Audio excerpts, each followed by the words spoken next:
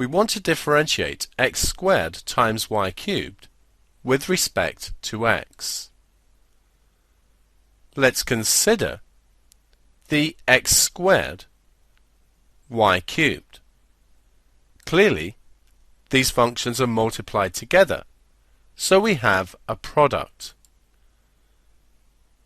When we deal with a product, we let one function be u and the other be v, and the product formula is then v du dx plus u dv dx.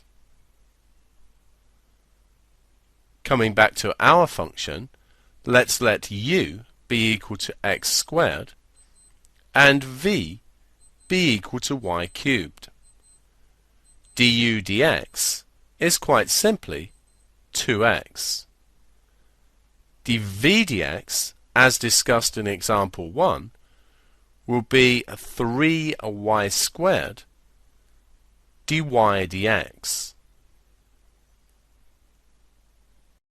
Substituting all of this back into the formula, we get v du dx, which is 2x y cubed, added to u dv dx, which is going to be 3x squared y squared dy dx.